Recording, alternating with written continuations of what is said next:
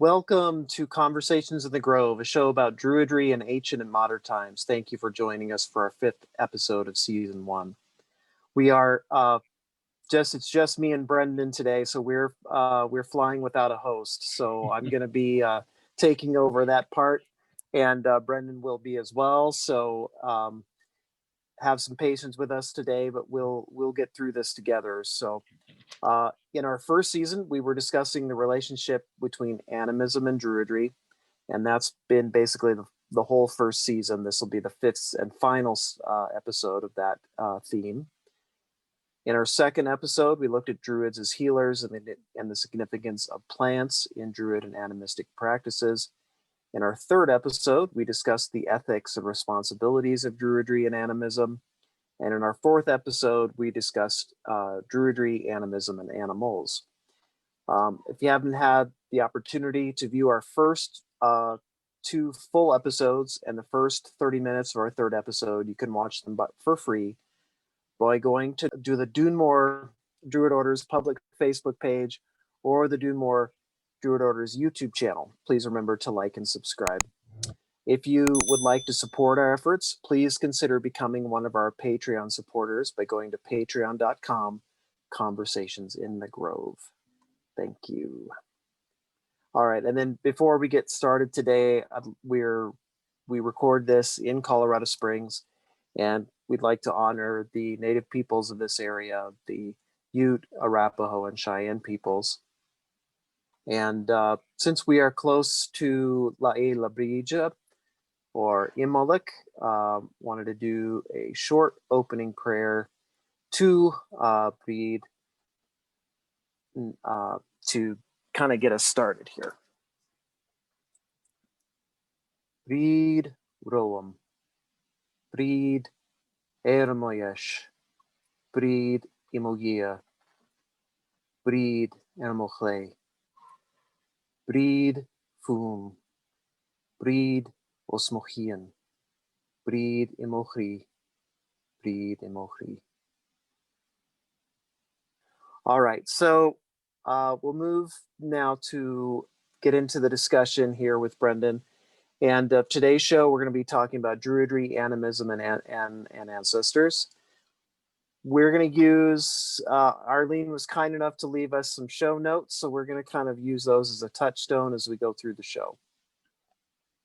Great. Yeah, thanks, Ben. It does feel a little bit like we're without our backbone today. Yeah, it sure does.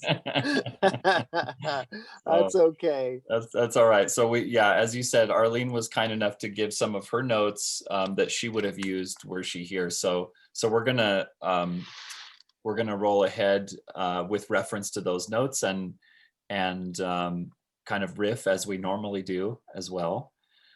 So the first thing that Arlene had down that I think would be fruitful for us to talk about is just kind of defining what the ancestors are in Celtic traditions, and maybe more particularly for us what the ancestors are or mean in Gaelic traditions. And she pulled from the Obod material a kind of broad definition which states that there are different kinds of ancestors. And according to Obod's framework, there are ancestors of blood, there are ancestors of land of a given locality, and there are ancestors of tradition or of particular spiritual traditions, more specifically.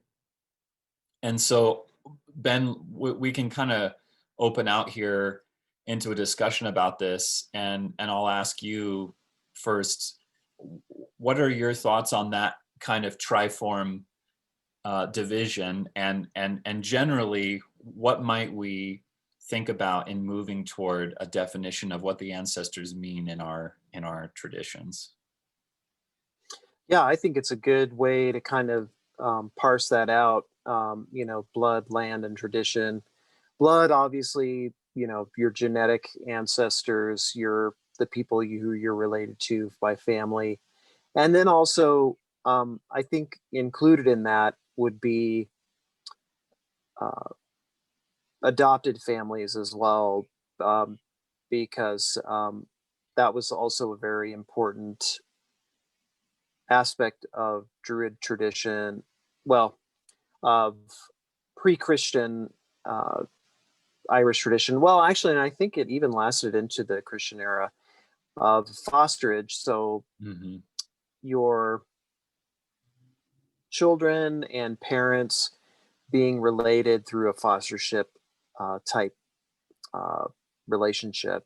So in some cases, the child was actually would be born and but then the in from childhood they were actually reared by their foster parents until they came of age, and then when they came of age they returned back to their biological family. But and it was a way of keeping uh, families and clans close and allied with each other, because obviously how you'd feel about the people that you might feel about your parents today, you may have felt about your foster parents back then. And there were a number of different forms of fosterage. It didn't always follow that same uh, specific pattern, but it was one of those things that did happen. And today I think that's pretty relevant for people who they may have been fostered, or they may have been uh, raised by their grandparents rather than um, their biological parents, or they may have been adopted. All those things are pretty relevant to that. Yeah, Uh, definitely. and then yeah, and then ancestors of land, that's going to be, I think, in some ways, although this can be a little bit more problematic, obviously, for the United States, and for Colorado is no exception to that, obviously. Mhm. But these would be the peoples that were here prior to European contact, and the ways in which they uh, interacted with the land, and particularly the spirits of the land, and the, for lack of a better term, the She or fairy people of the land that you may be living in. That is, if you're not living in Ireland, or you're not living in Scotland or Wales or the Isle of Man or Brittany, or Britain proper. Um,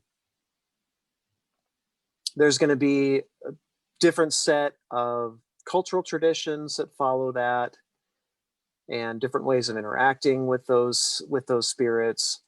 Um, and then on top of that, you've got tradition. So people who mentors of your own in your own tradition, who you may either just interacted with through books, or personal face-to-face mentors you've had, or a religious order, or a spiritual tradition that you followed, and teachers who you really admire. Mhm.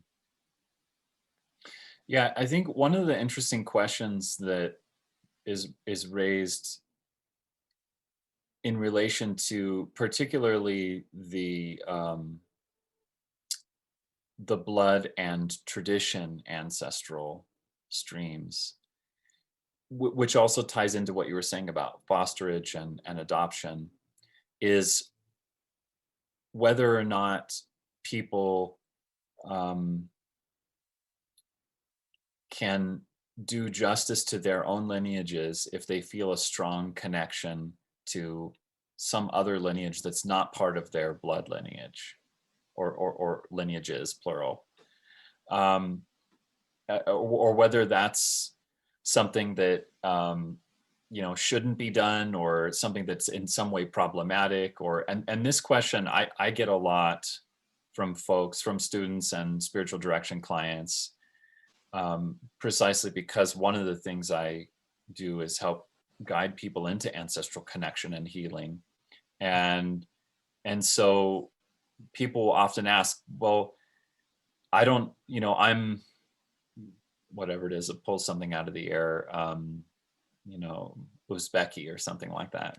And I don't feel any connection to that. I feel drawn to Celtic traditions or whatever. Can I connect to those lineages that aren't part of my direct genetic or epigenetic inheritance? And Yeah. and what does it mean for my own ancestry? Or another variant of this question that often comes is, what if I don't know anything about my ancestors? What if I was adopted? I've not done, ancestry.com DNA testing or whatever, and I don't know anything about where I really come from. I just know my adopted lineages maybe to some degree, if that much, right? And Yeah. so what do I do? And I think that this is a really interesting question. And when we're talking about Celtic tradition, I think it's super important to remember what you highlighted, Ben, that there's not just within the tribe this system of fosterage, which I think there's evidence for in continental Celtic cultures as well. So I think it's a sort of a pan-Celtic phenomenon, but also there's evidence of extra tribal adoption, of even people from, people being taken in as slaves or prisoners of war from other cultures, and then integrated into the society, um, and adopted as members of the clan. And I think that, like in any tribal society, there has to be this sense of cohesion that you mentioned in order for there to be survival. But it seems to me that one of the really interesting things about Celtic tribal societies is that there seems to have been a kind of permeability and openness to bringing in people from outside and incorporating them into the family. And you see this in Right. some indigenous American cultures as well, where they'll adopt folks, Western folks, for example, into the tribe and make them formal members of the tribe and give them a new name and all of that.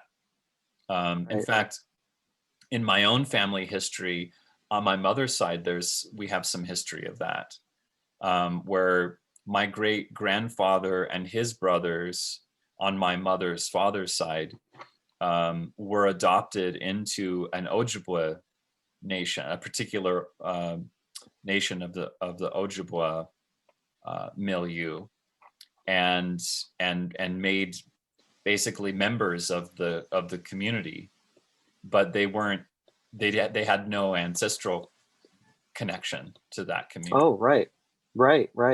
Yeah, or even, even intertribally that happening, where, you might be Coastal-ish and you might marry a Hopi woman or Hopi man, and then you get, that happens that way as well. Yeah. Sure. Yeah, absolutely. Sure. Yeah. And I'm sure that would have been the case, among the Gaulish tribes, in Ireland, in, Alba, because you do have to have that, like you said, you have to have that continuity. Yeah, and I think this brings in an interesting thing related to permeability, and also related to the race conversation, which is so important, I think, to have in this context, because especially when we're in an age where there's a lot of reactionary political stuff happening throughout the Western world, not just in the States, but in Europe as well. Although albeit in a somewhat quieter way, but it's definitely there. Yeah. And there's a lot of, white nationalism and other heinous ideologies that are trying to co-opt Native European elements of Native European traditions, and make these issues really about blood and race. And so I think it's really important for us, obviously, to firstly, we should probably make clear our position on that, and unequivocally denounce every form of that, right? That Yeah, we're not about that. absolutely. We're not Yeah, about that, even definitely. not even remotely. In fact, we're passionately against that.